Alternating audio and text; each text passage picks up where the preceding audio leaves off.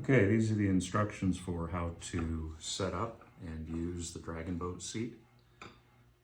When it arrives in the box, you'll have these parts that are laid out on the table in the box. The seat base, the upper seat, 4 lateral or pelvic pads, the seat pan, the sweet cheeks, possibly, and the pogo stick that holds up the front of the seat, and you'll see how that functions as we go through this. To get the basic seat set up, there are pins on the side of the back of the seat here. If you remove that, there's a second one on the other side that we remove, and now the seat is able to sit up. In use, these pins go back in these holes.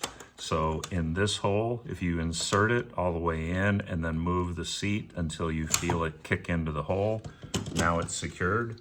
Notice in this position, the seat is tilted slightly forward. That's for a real racing position in the boat. If you remove the pin and go to the next hole and put it all the way in, then pull the seat towards the back until you feel the pin go into the hole, that's neutral. So that's straight up and down.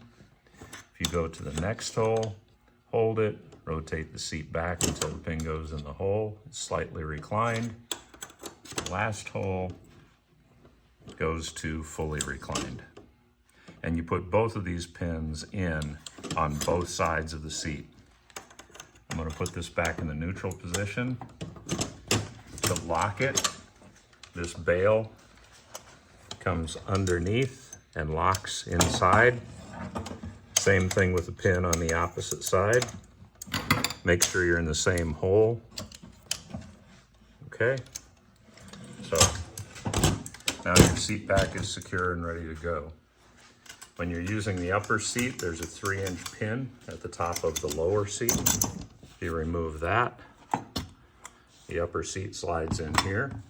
If you have any issues with getting these tubes in, squeeze in slightly. It might help it guide itself in. There's 3 heights, all set by the same pin. The highest setting, second setting, lowest setting. The lowest setting is where most people use the seat. On the lateral pads, all 4 are the exact same part, so there's no left, right, up, or down, lateral or pelvic. In the back of the seat, you'll see 4 pins in the lateral bar and the pelvic bar. Remove those pins, slide this in from the pad, and this can go into any position depending on the size of the paddler. I'm going to put it in the middle position, pin back in. Same thing on this side.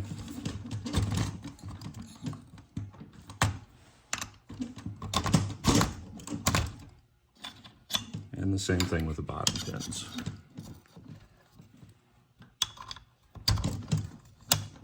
The back on the pelvic bar is open because in a kayak where we also use this seat, you wouldn't have this kind of access to slide in and out. So it makes it easier for that application. So with all 4 pads installed, the last thing to go on is the seat pan, and I'm going to wait on that until we have this in the seat. So I'm going to move this out of the way and bring in our simulated Dragonboat seat. This is the approximate dimension of most Dragonboat seats, not all. So when we bring the pad in, or the seat in, I'm sorry, the rear hooks, slide the front hooks forward, the rear hooks drop down and behind the seat in the boat. Set it down flat and slide forward as far as the seat can go. If it doesn't go in as far as this, come underneath and loosen these wing nuts all the way. Pull down on the clamps, loosen them, pull down on the clamp. That should clear it for most Dragonboat seats. Once that is in place, spin these down until they're tight and snug. You don't have to King Kong this, just tighten it. And back up top. You'll see a strap in the center of the seat. That strap is used to control the front clamp. So just grab the tab on the strap and pull, and it'll pull the front clamps back until they go under the front of the seat, and pull it tight. Once that's tight, then we do the same thing we did in the back, go underneath to tighten the wing nuts. And now all 4 clamps are clamping the seat, and it's very rigid and secure.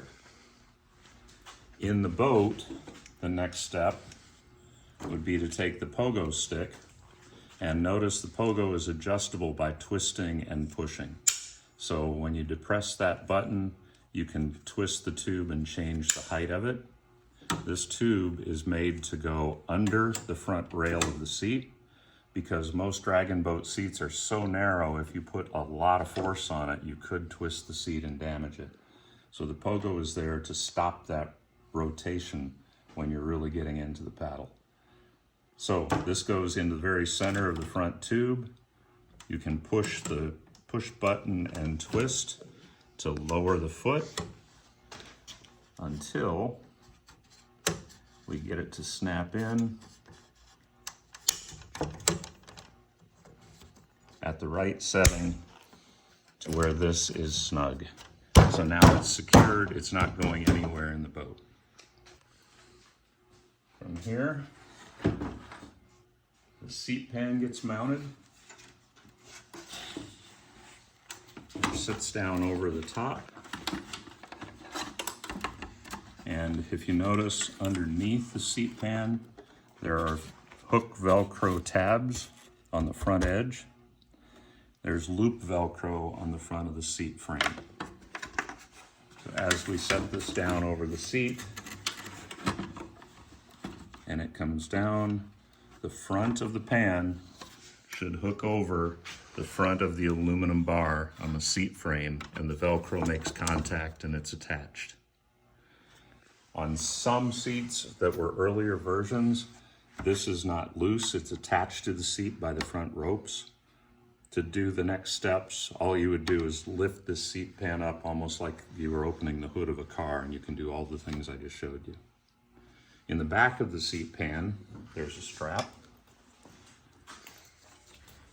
And this strap has a buckle and a snap, and you bring that in until it snaps. Okay, and then the seat is secure. Okay.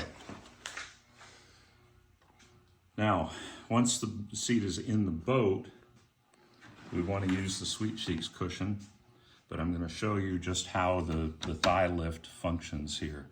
Again, in some earlier seats, this piece of plastic wasn't there. This is just put in with Velcro the same way the seat pan was. This goes over the top, presses down, it's good to go. The 2 straps in the front control the tilt of the thighs. So as these cords are pulled upwards, the thigh lift elevates. And when you get to the position you want it to be in, just hold the loops towards your body, and the cleats will cleat the rope in, and it'll stay in that position. So that can be raised as high as you need it to. That's the maximum height right there, and locks itself in place. To release it, take those same loops, come forward until it releases from the cleat, and at that point the weight of your legs will bring the seat back down to level. The Sweet Cheeks gets positioned on top of that.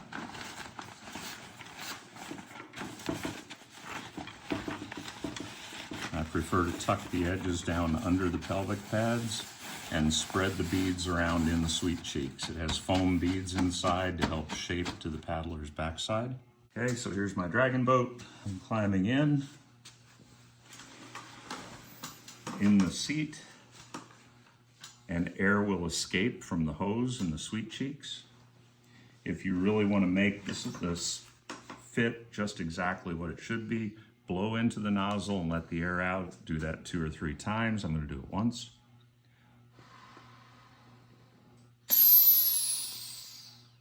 When all the air has gone out, suck the air out and twist on the nozzle while you're sucking on the hose. And once that's sealed, that cushion is now maintaining the shape of my backside. So even if I wasn't in the seat, it still has the shape, and that gives good mapping coverage for someone who doesn't have sensation. It also helps lock a paddler in place, and it's still a cushion, so it works well on the water. If I need to adjust the thigh brace, I would release the pressure on the pad again to allow it to move. And now I'm going to take those ropes that we saw, hook the thumb loops, and pull upward until it elevates under my thighs and supports them in the position I want to be in. For a racer who may want their knees up in a higher position, this can be pulled even higher, and it stays put all on its own, just by lifting. To release, take that, pull forward, it'll click, and down goes the cushion. So, again, pull up, lock, suck the air out of your sweet cheeks, seal it, and go win the race. If you have any questions, give us a call or drop an email. We'd be happy to help out. Thanks.